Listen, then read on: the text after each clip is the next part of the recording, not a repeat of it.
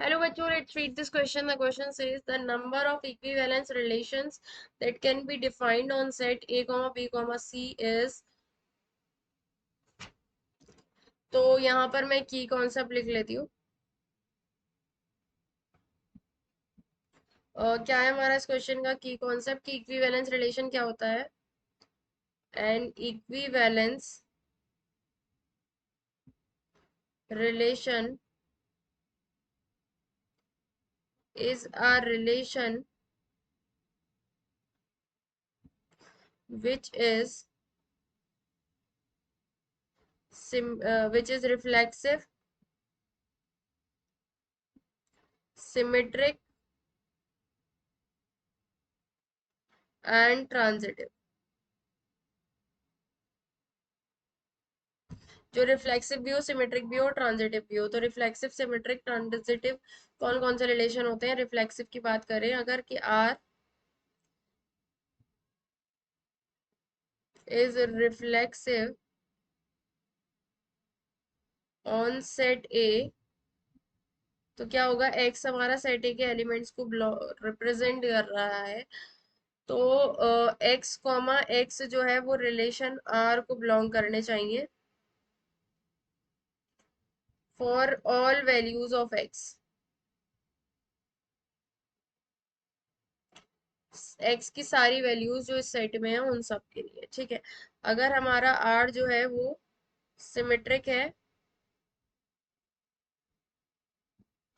तो उसके लिए क्या होना चाहिए कि अगर X comma Y relation R को बिलोंग कर रहा है, देन वाई कॉमा एक्स भी रिलेशन आर को बिलोंग करना चाहिए। अगर आर हमारा ट्रांजिटिव है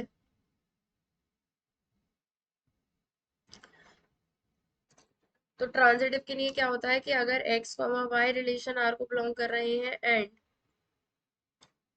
वाई कॉमा जेड भी रिलेशन आर को बिलोंग कर रहा है, देन एक्स कॉमा जेड भी रिलेशन आर को बिलोंग करना चाहिए, ठीक है। अगर ट्रांजिटिव की एक और कंडीशन होती है कि अगर सिर्फ हमारे पास ये वाली कंडीशन ट्रू है इसी उसमें रिलेशन, और ये प्रेजेंट ही नहीं है, तब भी वो रिलेशन क्या हो जाएगा? ट्रांजिटिव हो जाएगा। दो होती है, या तो सिर्फ ये वाली प्रेजेंट हो और ये प्रेजेंट ही ना हो तो वो रिलेशन ट्रांजिटिव होगा, या फिर ये प्रेजेंट हो और ये प्रेजेंट हो तो ये वाली भी प्रेजेंट होना जरूरी है, तब वो रिलेशन ट्रांजिटिव होगा, ठीक है।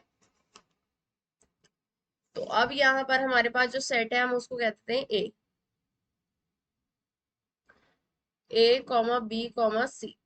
तो इसमें से बताना है number of equivalence relation that can be defined on set this. इस सेट में कितने इक्विवेलेंस रिलेशन डिफाइंड हो सकते हैं? तो हम मान लेते हैं सबसे पहले R1 इक्विवेलेंस रिलेशंस निकालते हैं। पहले R1 एक रिलेशन निकालते हैं। तो क्या होना चाहिए?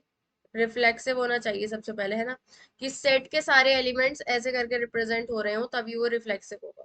तो वो कब ट्रू हो जाएगा? ए कॉमा ए हो जब हो, बी कॉमा बी हो और सी कॉमा सी,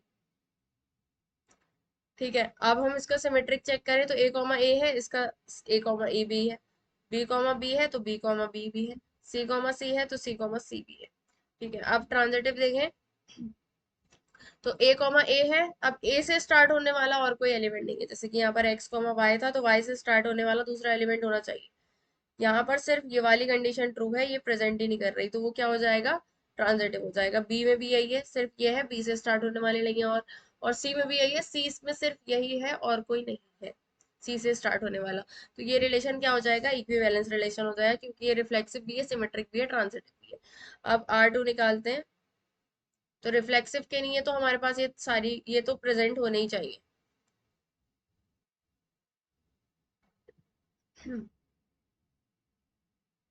अब मैं क्या करती हूँ, ए कॉमा बी ले लेती हूँ उसमें और बी कॉमा ए ले लेते हैं, ठीक है।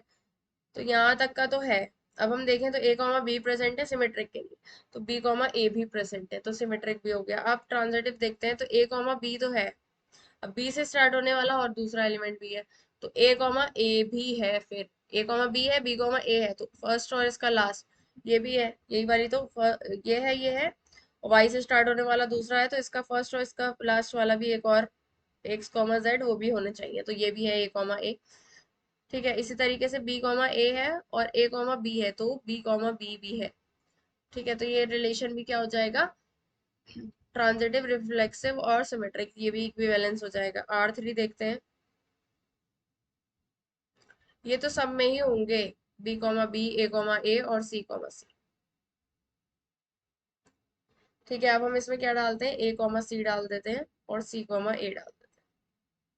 ये दोनों हटा दिए, तो ये सेम ही कंडीशन है, ए कॉमा सी है, सी कॉमा ए है, ए कॉमा ए भी है, सी कॉमा ए है, ए कॉमा सी है, सी कॉमा सी भी है। तो ये भी हमारा क्या हो जाएगा, इक्विवेलेंस हो जाएगा। अब R4 देखते हैं। B comma B, C comma सी। अब मैं डाल देती हूँ क्या, बी कॉमा सी और C comma B.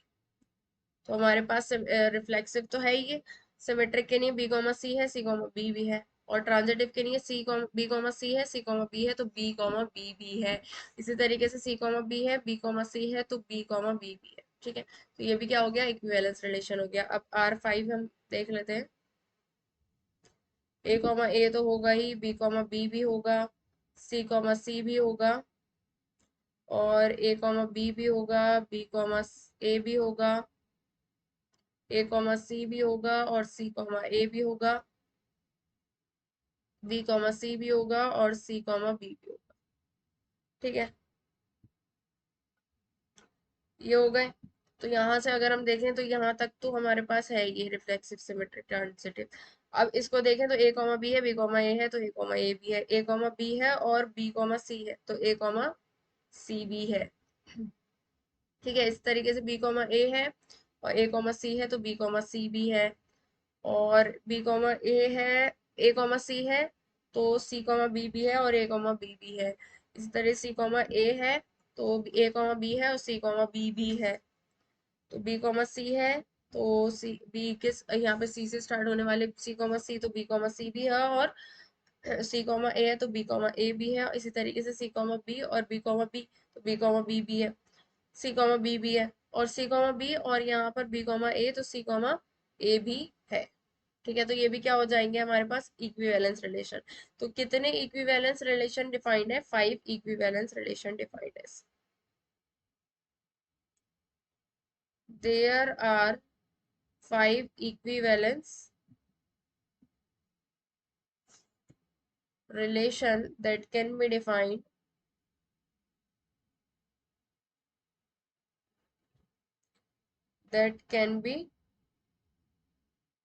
defined on set A या A comma B comma C। Okay, यही हमें बताना था। So the final answer is there are 5 equivalence relation that can be defined on set A comma B comma C. Hope you understood it well. Best of luck. Thank you.